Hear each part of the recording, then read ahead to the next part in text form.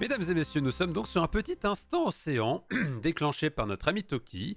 Donc, Monsieur Toki voulait que nous parlions de un phénomène qu'il y a eu apparemment récemment. Tu me diras si je ne me trompe, Monsieur Toki, mais tu parles de cet article de Ouest France qui parle justement est-ce qu'une raie a-t-elle été fécondée par un requin? Le père est activement recherché. Alors, je vais peut-être faire en sorte, juste avant de commencer, de redémarrer mes sous-titres parce que je sais que c'est quand même très pratique d'avoir les sous-titres. Je suis pas tout à fait sûr de pourquoi est-ce que les sous-titres ne fonctionnent pas. Et salut Youbel, comment ça va? Ça va bien? On est en train de parler de Ray, OMG. Et cette phrase pourrait être très très mal interprétée, mais ce n'est pas grave. Cloud Cost Caption, pourquoi est-ce que ça ne marche pas, Mike? Pourtant, tout est bon, tout est bon, tout est bon. OMG! Et nous avons la GIA qui arrive et qui nous dit contexte SVP. Aïe, aïe, aïe, aïe, aïe. Ce stream, ça va très très bien, vous inquiétez pas, il n'y a pas de souci. Coucou à toi, la GIA, j'espère que tu vas bien. OMG, j'espère que tu vas très très bien, surtout, mon cher. Donc, cet article de West France dont nous parle Monsieur Toki. Et attendez, je vais enlever ce truc-là parce que là, ça va commencer à être un petit peu ridicule. On va les enlever pour cette session. Je suis désolé, les sous-titres vont décider de se faire la malle aujourd'hui. My bad. Mature audience only, on répète évidemment, évidemment, bien sûr. C'est faux. Je reviens de chez ma sœur, je vais bien, j'ai peut-être un peu trop mangé. Let's go. C'est ça qu'on aime entendre, c'est bien de bien manger. Donc, nous allons commencer par lire l'article en question, bien sûr. Et ensuite, nous allons nous renseigner un petit peu sur qu'est-ce que c'est que ce phénomène. Bien sûr, allons voir un petit peu ce que West France nous propose. Donc, une raie a-t-elle été fécondée par un requin? Aux États-Unis, une mystérieuse grossesse survenue dans un aquarium, scrutée de près depuis début février. Elle concerne une jeune raie pastenague, tout à fait, une pastenague, donc une petite raie de ce type-là. On va aller voir raie pastenague juste après, qui vit seule avec des requins et qui est tombée enceinte sans avoir fréquenté des mâles de son espèce. Elle s'appelle Charlotte, donc je vous présente Charlotte la raie. Elle s'appelle Charlotte, a de grandes nageoires et est tombée enceinte de manière assez miraculeuse. OMG! Qu'est-ce que j'entends? Mais OMG! Mais nous avons Emerillon qui s'abonne pour 3 mois! OMG! Mais mon Dieu! Mais merci beaucoup pour ton soutien, Emerillon! Merci beaucoup, des gros bisous. Ça va très très bien et toi? On est en train de parler de Ray Pastenague avant d'aller sur Sea of Thieves justement. Et on va se dépêcher parce que je sais que Monsieur Arco est en attente. Mais tout se passe bien. Bien sûr, OMG, merci beaucoup pour ton resub. Merci énormément. Des gros bisous. Oh là là là là là là. Ah mais oui, il y a tout le monde. Il y a littéralement mes 3 modérateurs aujourd'hui. J'en reviens pas. OMG. Vous savez ce que vous pouvez faire, les modos? Vous pouvez vous mettre dans le chat des modos pour commenter ma partie. Ça peut être très rigolo à mon avis. Je pense que vous pouvez beaucoup vous amuser tous les 3. Aïe, aïe, aïe, aïe, aïe. Donc, elle s'appelle Charlotte, a de grandes nageoires et est tombée enceinte de manière assez spectaculaire. Et c'était marqué miraculeuse, mais mon cerveau a écrit spectaculaire, pourquoi pas. Aux États-Unis, cette jeune raie pastenague, devenue la star de l'aquarium and Shark Lab d'Hendersonville, en Caroline du Nord, est depuis février 2024 étudiée de très près par les scientifiques. Dans une publication partagée sur Facebook, l'équipe de l'aquarium a donné quelques détails concernant sa grossesse. Notre raie Charlotte est enceinte. Ce qui est vraiment incroyable, c'est qu'elle n'a pas été en contact avec des raies mâles. OMG. Cette actu me sidère? Oui, effectivement. Oui. Après, on est en biologie marine, donc on a des actus intéressantes. Mais comment est-ce possible? Pour répondre à cette question, plusieurs hypothèses sont avancées. La première, bien que plutôt improbable, nous fait remarquer Johan Mourier, chercheur spécialiste des requins et des raies et professeur à l'université de Montpellier. Eh bien, Montpellier est partout, même dans les articles de West France, alors qu'ils auraient très bien pu aussi aller discuter avec d'autres gens, mais je ne connais pas Johan Mourier. On va aller voir ses publications juste après. Consiste à penser qu'un requin mâle serait responsable de cette grossesse. À la mi-juillet 2023, nous avons transféré 2 requins chabots à taches blanches mâles âgés d'1 an dans l'aquarium, explique à la chaîne de télévision américaine ABC 13 News Brenda Rammer, directrice et fondatrice de l'aquarium. Nous avons par la suite remarqué des marques de morsures sur Charlotte, Mais nous avons aussi remarqué d'autres poissons qui la mordillaient. La pauvre. Mais OMG ne mordillait pas les Charlotte. Alors nous avons transféré les poissons, mais les apparitions de morsures ont continué. Chez les squales, si les morsures sont habituelles quand les mâles tentent de s'accoupler aux femelles, elles ne sont pas systématiques. Quand les requins mordent la raie, ça peut aussi être une façon de vouloir montrer leur domination. Nuance Joanne Mourier. Quant à savoir si les deux espèces ont pu s'accoupler, le chercheur n'y croit pas trop. Il pense plutôt vers la deuxième hypothèse avancée par les spécialistes de l'aquarium d'Hendersonville. Les femelles peuvent s'autoféconder pour assurer la survie de l'espèce.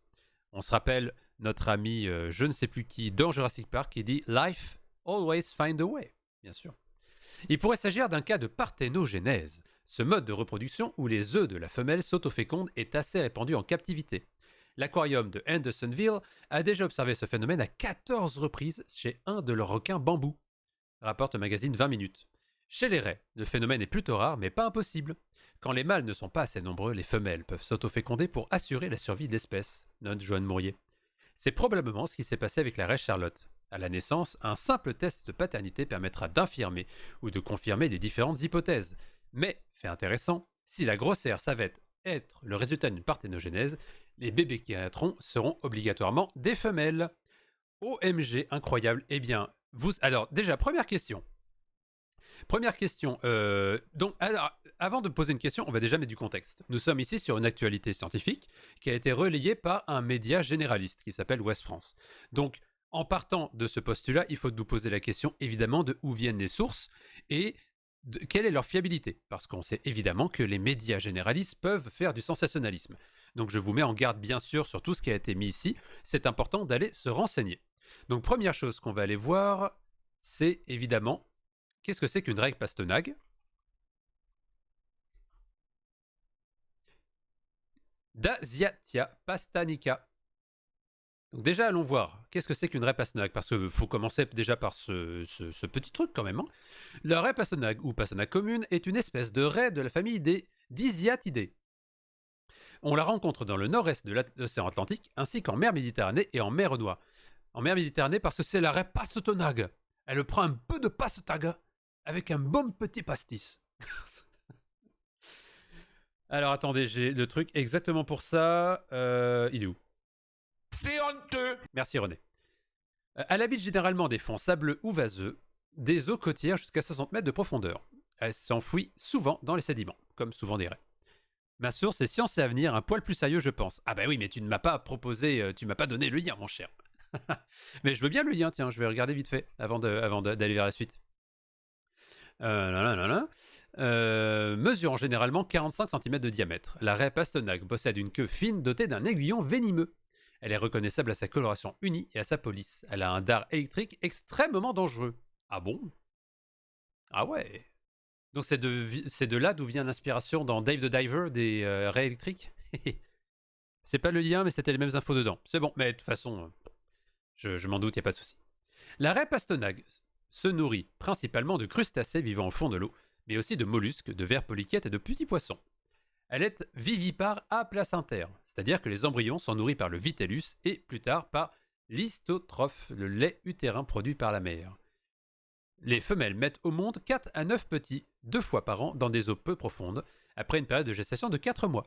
Cette raie peut infliger une blessure douloureuse mais rarement mortelle, avec l'épine venimeuse sur sa queue. Cette espèce n'est pas recherchée pour la pêche commerciale, mais elle est capturée en grand nombre comme prise accessoire et utilisée pour l'alimentation, la farine de poisson et l'huile de foie. Sa population est actuellement en diminution dans toute son aire de répartition, et l'UICN, l'Union internationale pour la conservation de nature, la considère comme vulnérable, donc faites bien attention. Donc, la raie pastenague, nous avons déjà une petite idée de ce que c'est un poisson cartilagineux, effectivement, car il s'agit d'une raie, et les raies font partie de la sous-classe des élasmobranches, élasmobranchis. Élasmobranches, c'est une sous-classe des chondritiens, donc les poissons cartilagineux, n'est-ce pas? Les chondritiens, donc, qui sont des vertébrés. Et il se trouve que les vertébrés sont au niveau basal de l'arbre des animaux, divisés en deux grandes parties. Nous avons les vertébrés à cartilage et les vertébrés à os. Vertébrés à os sont les poissons, par exemple, les baleines, tout, en fait, finalement, nous, Nous faisons partie des vertébrés osseux, bien sûr. Et nous avons aussi les poissons cartilagineux, comme les raies, les requins et les chimères. Ces 3 grands groupes qui font partie donc des élasmobranches. Et c'est pour ça que quand vous dites à un requin « Oh, regardez le beau poisson !» C'est faux. C'est faux. C'est faux. Ce sont des poissons, peut-être, mais des poissons à cartilage, parce que poisson, c'est un mot qui ne veut rien dire en taxonomie. Donc, ce sont des vertébrés avec des os en cartilage, enfin une structure osseuse cartilagineuse, donc pas d'os. Très très très important. Ça ne veut pas dire qu'ils sont tout mous, bien sûr. Hein, le cartilage, c'est quand même rigide, hein, mais ce n'est pas des os. Les chimères, oui, les chimères, c'est un type de poisson. Chimère, poisson. Vous voyez, je mets poisson parce que voilà, faut bien, mais c'est les chimériformes qui font partie aussi des chondritiens, tout à fait. Et c'est ces espèces de trucs-là. Voilà. Et ça, ce ne sont pas des poissons, ce sont donc des animaux qui sont plus proches des requins. De toute façon, les poissons n'existent pas exactement, tout à fait, puisque le mot poisson est un mot paraphylétique. C'est un mot qui désigne des taxons qui sont présents dans plusieurs groupes qui ne possèdent pas un seul ancêtre commun. Donc ça ne veut rien dire en taxonomie. Il a une tête un petit peu drôle, tout à fait. Il est tout mignon, genre... Plutôt, attendez, en mode... Non, où c'est qu'elle est... Ah oui, elle est là. En mode... Tu me vois. Donc, on a ici des petites chimères. Donc, revenons à notre petite raie pastenague, n'est-ce pas? La raie pastenague, donc, dans cet article, a été proposée comme avec 2 hypothèses. Parce que, évidemment, vous vous doutez que quand un animal est enceinte, c'est qu'il y a eu reproduction. Ou pas, justement. Parce que le but d'être enceinte, clippez-moi cette imitation, je vous en prie, faites, j'ai aucun souci avec ça. Le but d'être enceinte, c'est de faire des petits et donc d'assurer la survie de l'espèce, évidemment.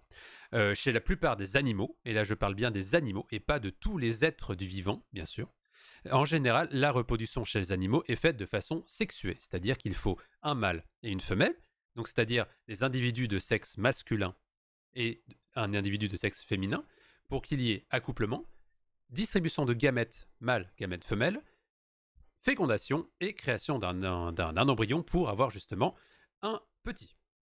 Et donc ça permet le brassage génétique. En général, chez les vertébrés, c'est un peu ce qu'on a. Il se trouve que chez certaines espèces, il peut y avoir un petit peu des libertés par rapport à ça, parce que la nature est, jamais dans des petites cases. Donc, il peut y avoir 2 choses, 2 phénomènes. Chez certaines espèces de vertébrés, on trouve que certaines espèces ne sont pas aussi espèce que ça, dans le sens où ce qui définit une espèce communément en taxonomie, c'est que les individus au sein d'une même espèce sont interféconds et ne peuvent pas être fécondés par les individus d'autres espèces. Donc en gros, c'est juste des individus. Si vous pouvez avoir une descendance viable entre vous, c'est que vous êtes une espèce, et tous les gens avec qui vous ne pouvez pas avoir de descendance ne sont pas de votre espèce. De façon simple, c'est ça. Sauf que la nature étant ce qu'elle est, évidemment, il y a des cas où certains animaux peuvent se reproduire dans 2 espèces différentes. C'est le cas, par exemple, du tigre et du lion, qui vont faire, par exemple, un ligron, je crois, ou quand ils peuvent être interféconds. Donc, c'est pas aussi scellé que ça entre les espèces, voyez-vous.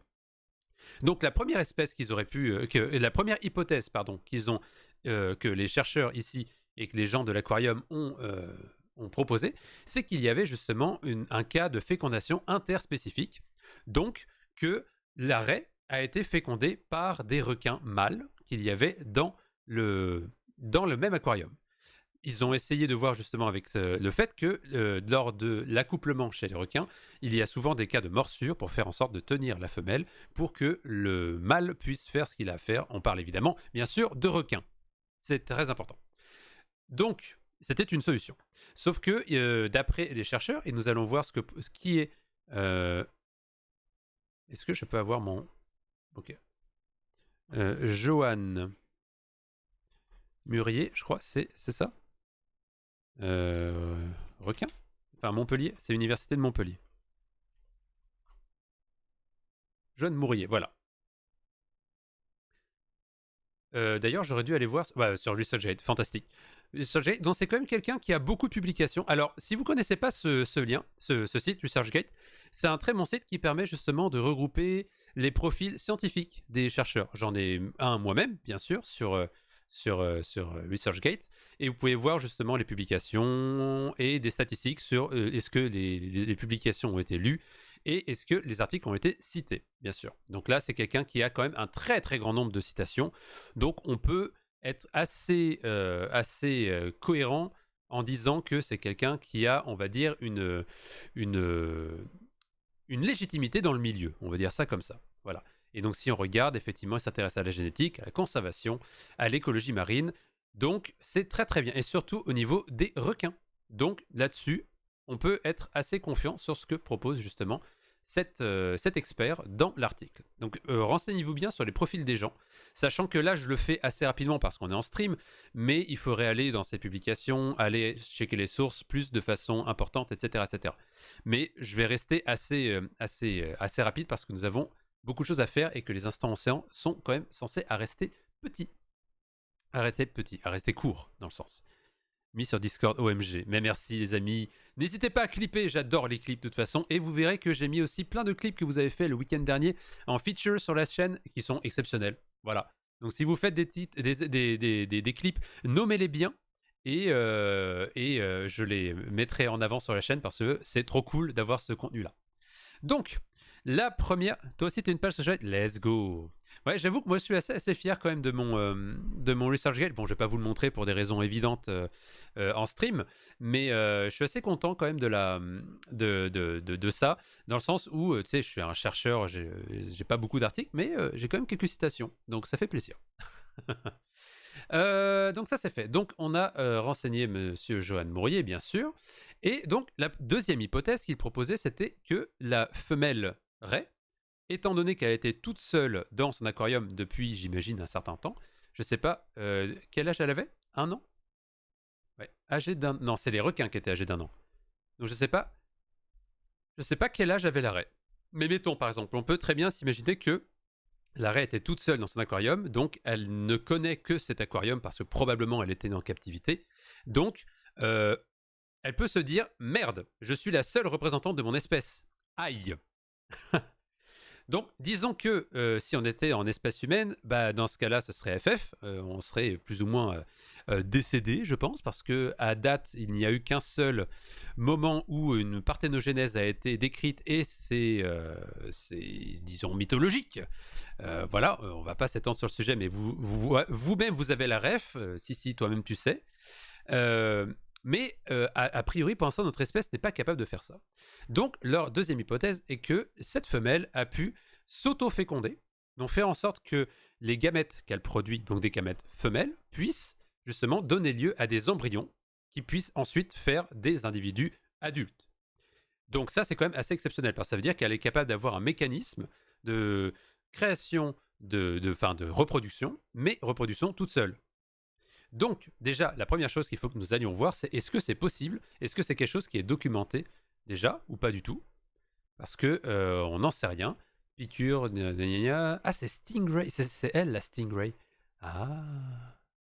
Allons voir sur l'article en anglais qui est souvent en général plus rempli, on va dire. Gna gna gna. Oh, regardez ça, le bébou. Bon, alors par contre, touchez pas parce que c'est venimeux, hein. Mais elle est jolie.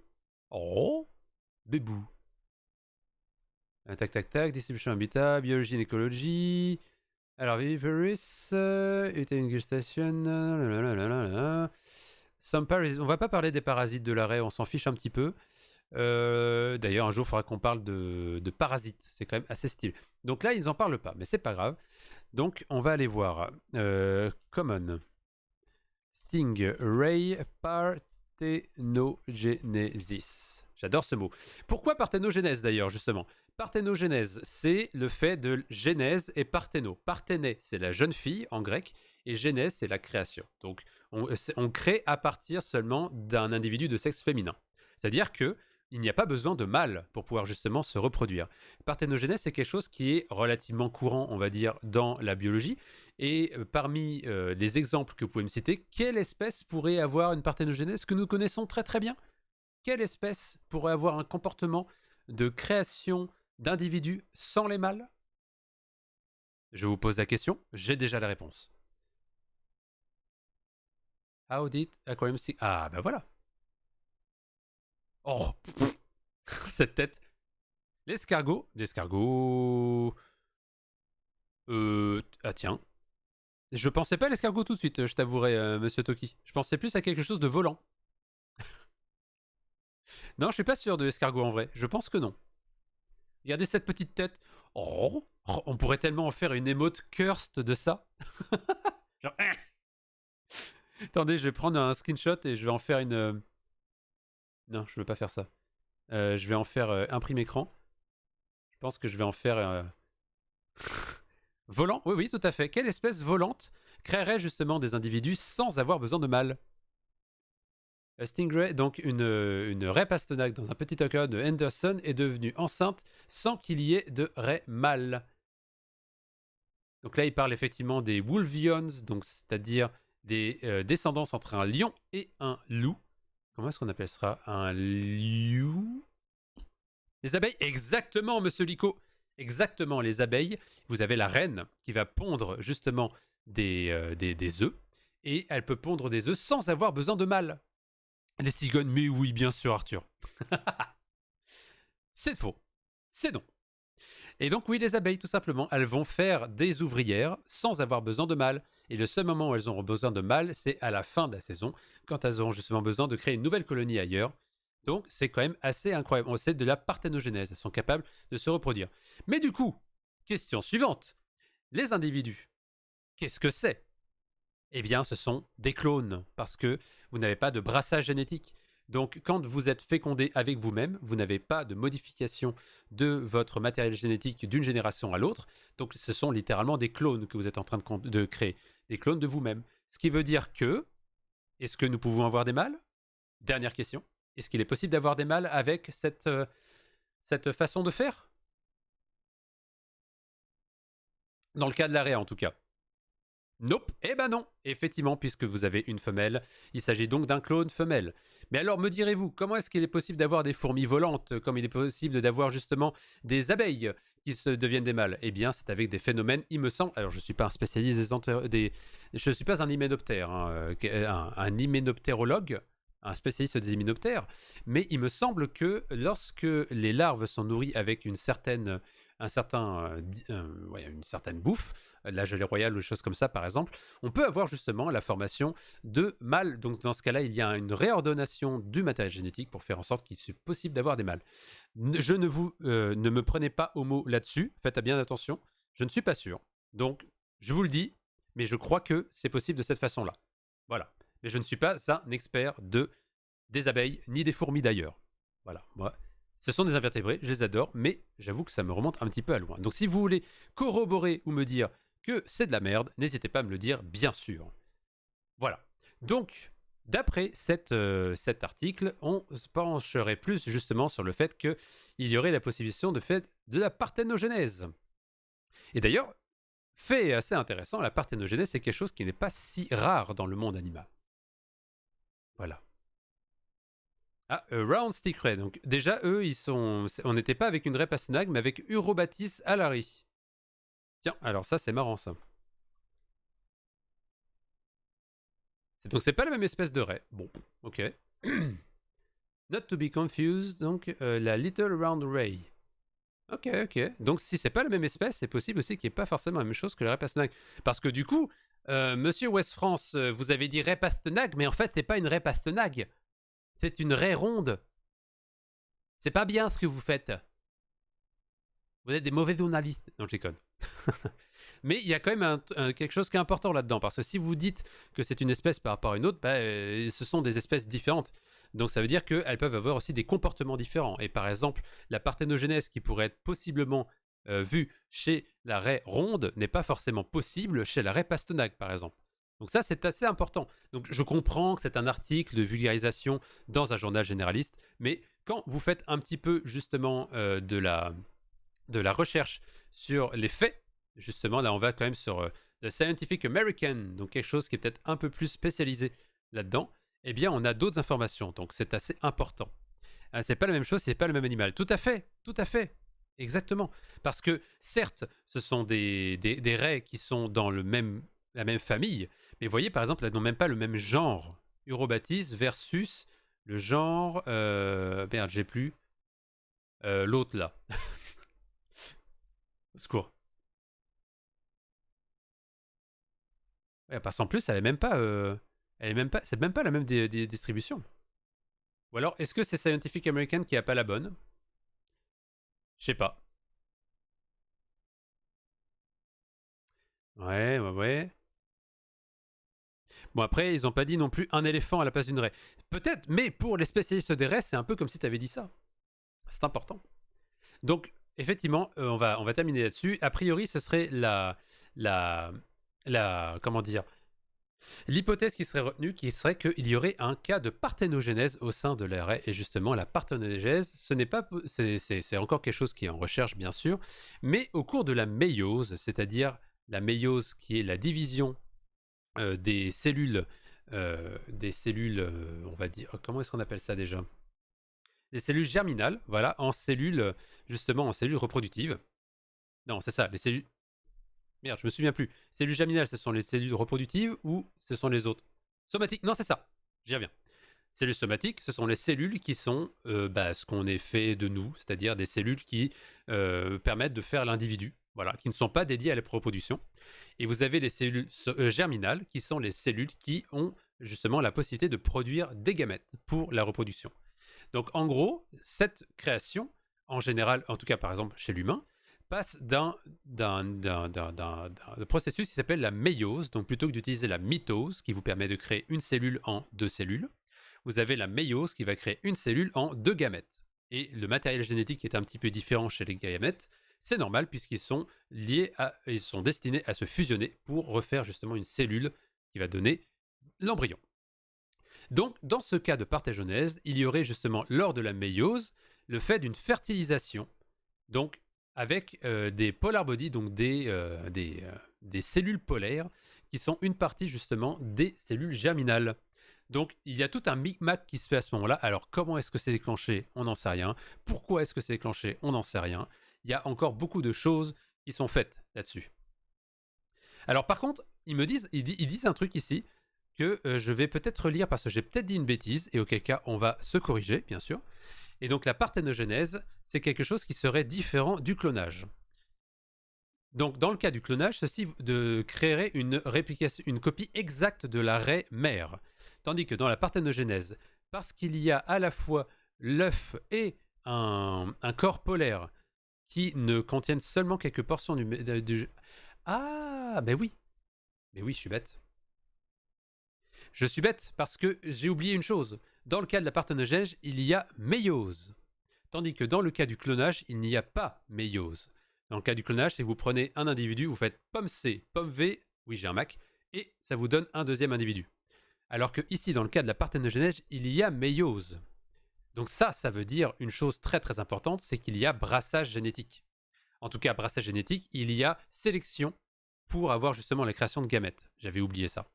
Donc oui, c'est très différent du clonage parce qu'il y a quand même un brassage génétique qui se fait. Donc ce n'est pas une copie exacte de ce que vous allez avoir. Voilà. Allez, je passe en l'heure. Bon live. Merci monsieur Arthur et bonne fin de travaux. Voilà. Bon, je pense qu'on va rester un petit peu là-dessus de ce côté-là. J'ai juste envie de voir quel âge avait cette raie. Je ne sais pas. En tout cas, on va se terminer sur cette jolie petite photo qui va rester, à mon avis, en émote quelque part sur le Discord, je pense. Mais voilà, c'était l'instant océan.